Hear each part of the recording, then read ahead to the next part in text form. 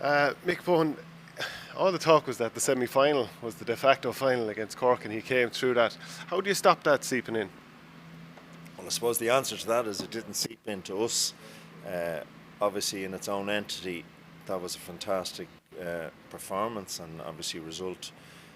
But we were very clear in the fact that it was, there was 6 games in the competition and it was only the fifth one. So while we enjoyed that day and evening, we were always aware of the fact once we got over it, that wasn't the prize that we'd gone after. So that made it, you know, quite good to come back down to earth. While if we'd have set our goals on it being the goal to beat Cork, well then we'd achieved our goal. But that wasn't the goal. The goal was to win the competition. And how tough was it? Like, how tough was that game to get through? Very tough, yeah, because I suppose realistically at that stage we didn't know where we were at. We probably didn't have the games, the high intensity games that we had in previous summers. So it's a difficult one to come into headquarters and not to be sure where your troops are at. But we worked really hard for those couple of weeks coming into that game, and thankfully we got it right. So, in turning the tide on Cork, like if you look in football, Dublin have turned the tide on Kerry after so many years of being the other way around. What was it that allowed you to turn the tide on Cork? I suppose there was things, as we said from the start when we met them. Like, I mean, you can have a hang up on a certain team, and obviously people would have, whether they had it or not, I'm sure some of them did, but Cork were the nemesis. They were the team that, they couldn't beat, whatever, 8 points up or 10 points up, whatever else, and they still lost the game. So all those things are when they're thrown back at you. But when you break the thing down and look at it, was it Cork?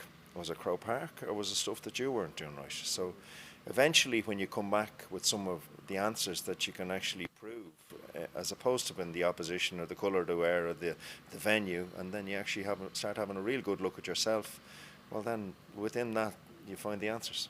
And like the belief then is very evident when watching this team that they're able to close out tight games now, isn't it? Well, that's we particularly I suppose last year in the All Ireland final, our game management was very good. I thought we were very good the last day as well. But equally, while we've done some work, you'd have to hand it over to the fact that they're a very experienced group as well. Haven't played, a large majority of them haven't played in 6 All Ireland finals. That's an awful lot of experience. A lot of fellas wouldn't have. Never mind the girls. So they're huge days here, and some of it you can prepare for, but an awful lot of it I think you have to learn. And I presume you've had a chance to watch back Mayo and Galway. Like, do you feel like you're fully kind of equipped with the knowledge of what's about to come your way? Yeah, I do. But I mean, look, here we were 2 weeks ago at the Dublin Kerry game, and it brought its own questions, and you'd wonder at times. It is difficult to prepare for. In the women's game, I think one of the things that I think is a good rule, I think the sin binning is a good rule, and you have to be able to prepare for the sin bin, because it's a high likelihood in most games you could end up with a sin bin. And equally, if you have a situation where you find yourself with an extra player, they're all things that definitely can be prepared for and tend to happen on big days. So as regards the way they play and the way we play, I think it's going to be a great contest. On the point of view of individual performances, there's always going to be players who play above what you would have expected, and there'll be players who play below what you would have expected. So I suppose on that regard, that's where your management team come in, and the information that's fed down to you to try and help you make good decisions is really important. How much emphasis do you put on stuff like that that's talked about with the Dublin men's footballers all the time, like shot selection, getting into that scoring zone? Is that something that you really hone in on? Yeah, there's certain parts of the game that you'd obviously hone in on. I'm obviously not privy to everything that they're zoning in on, but yeah, shot selection for every team is important, and retaining possession, not giving it away on silly occasions, and making good decisions. They're all, but that's a constant evolving of the game, where you're always trying to better some facet of the game. And what do you think? What sort of game are you expecting here? Do you think it'll be free flowing, open, or a bit more of a war? Yeah, I do actually think it. I think there's 2 footballing teams coming out to play. Galway tried to get a lot of numbers behind the ball. We may not do that as much. I think both teams use the foot a lot, which is obviously the way I like to see the game played. But so I expect to see a really good contest. Yeah. Who would be the leaders in the dressing room? I'm sure, like, you're stacked with quality across the team. But who are the women that drive this team on? The Dublin team. Yeah. Well, look, I think they stand out for themselves. The leaders. There's so many of them at this stage, because realistically, when we came into this, the likes of Sinead Goldrick and Sinead Ahern and Lindsay Davey would have been key players, and then very quickly evolved the likes of Niamh McAvoy or Ciara Trant or Niamh Collins, and there's so many players that you could name at this stage who are driving the thing, and they've really taken ownership of it, which has obviously driven the standards for themselves. And I'd be very clear on the fact now, while 2.5 years ago we were trying to create a team, at this stage it's their team. Just to look at the men's final replay this weekend, do you think either side has an advantage going in, or it's basically all square? I think it's all square, yeah. Certainly Kerry will have learnt from the experience, particularly their young guns. On a personal note, I felt 6 or 7 of Dublin's players underperformed, which we hadn't seen on the biggest day of all. And obviously the losing a player for 42 minutes was quite significant. But it's even Stevens, and look, what a terrific contest we all saw 2 weeks ago. If we got anything like that all over again with a 1-point Dublin win, we'd be delighted. Looking at the performance of David Clifford, now he can probably score more from play. We've seen him go off in games before. Would you be thinking, because of how Michael Fitzsimons did on him in the second half, and as the game wore on, he did pretty well, bar one score he could probably do nothing about, just genius from Clifford. Would you be inclined to say to Johnny Cooper, maybe we'll put him on the likes of Sean O'Shea and put Fitzsimons on Clifford from the start, or how would you see it? Yeah, Mick Fitz was excellent on him, but in all fairness to Johnny's an outstanding man marker, and you'd have to say that Clifford was incredibly smart on how he drew the frees. Obviously, looking back on the replays where you see it a little bit clearer, I just thought it was there was tussles at times that could have gone either way. Clifford obviously is a remarkable young footballer, and one of the players that we all want to come out here and see perform. But I certainly wouldn't be not backing Johnny Cooper. He's got Dublin out as many a hole, and whatever situation occurs the weekend, whether he's on O'Shea or whether he's on Clifford, he'll be trying to do his utmost for Dublin to be successful.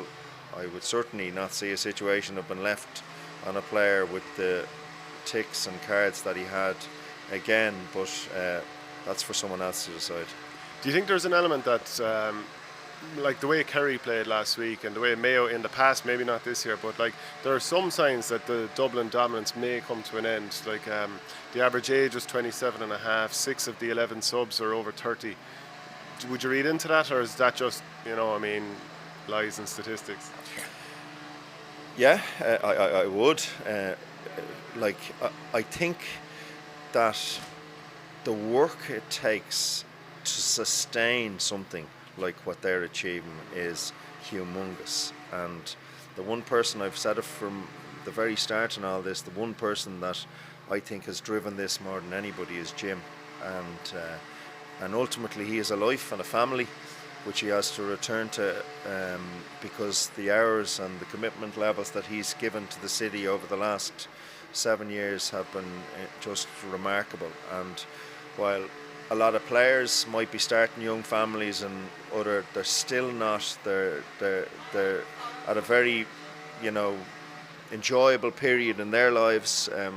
I certainly would feel that the demands on Jim are much higher, and I do very much believe that when he goes, that this period that we've all enjoyed in the city anyway, will certainly not be sustained. Never mind the fact that the remarkable group of players that came together, and you talk about leaders, that amazing group of leaders that certainly are at the latter end of their careers at this stage. How many hours a week are you putting in, for example? I wouldn't like to say that on camera. It's a job. It's even, I mean, when you talk about putting hours in, you talk about whatever emotional drain, whether you're trying to look after a player who's going through a rough time, or whether it's through bad form in their own performances, or whether it's something to do in their personal life or their jobs, or there's just so many things to try and cater for, and it is massively demanding. And then at times, the things you miss out on with your own kids or whatever else, and sometimes, in those quiet moments in your own bit of reflection, you say to yourself, look, I've done my bit. I think it might be time to move aside and give something back to the people that you're supposed to be spending all the time with. And then there's the far side to it all, in that I'm a firm believer in the games, that not only are you doing a service for the players directly, I think you're doing a service to society, particularly at this level, because you're part of forming role models for younger kids, which they aspire to. And the lads over the years had lots of role models. I've grown up with my own heroes. I think the girls have been crying out for that same department, and I certainly feel our group are standing up to the plate in that regard, and that they're laying down a really good role model for the future of young girls playing sports in our county. A word on Colm Collins, who's retained his position as the Clare football manager. Now, you worked with him before as skills coach, if I remember correctly. I'm just kind of drawing that from memory. But he's now, I think, the third longest serving manager in Intercounty, behind Mickey Hart and Jim Gavin. How good is he, and how far has he brought on Clare? Yeah, I was skills coach with Jim. I was selector and coach with Colm. That's fine. Colm is a very personable man.